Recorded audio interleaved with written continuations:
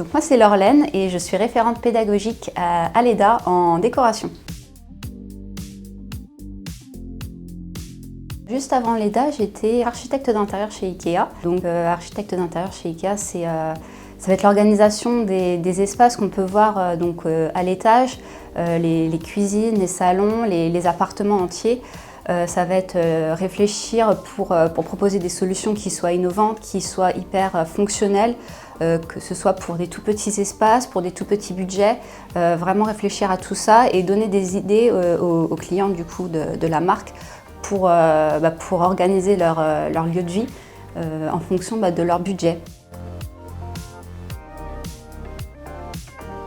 J'aime beaucoup un peu tout ce qui est mid-century, années 50, 60, 70. J'adore comme on peut voir dans les grandes villas des années 70, les conversation pits. Je ne sais pas comment on dit en français, j'ai pas trouvé de traduction, j'ai cherché tout à l'heure. Où c'est ces espèces de petits salons qui sont encastrés dans le sol.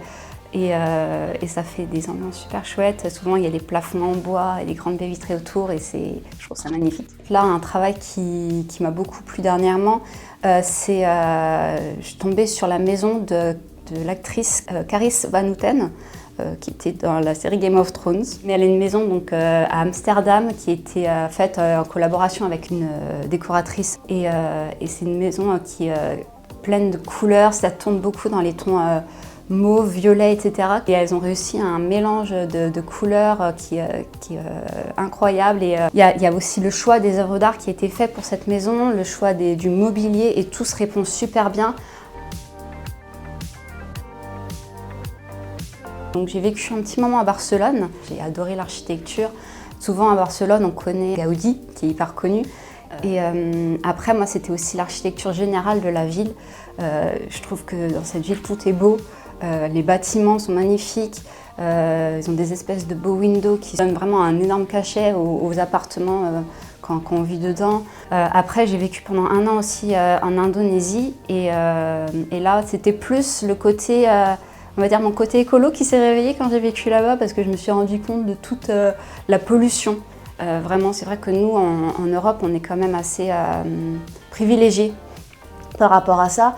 On sait qu'on pollue, mais on n'a pas de visuel direct de la pollution et on ne se rend pas compte directement de l'impact de notre activité, etc.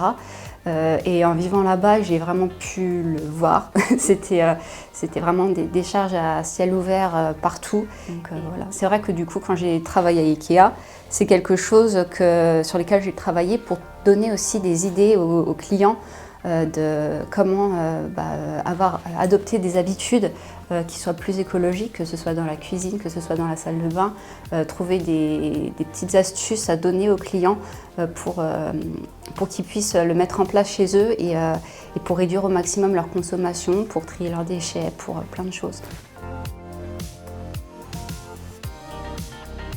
Drôle, créative et écolo. L'écolo relou.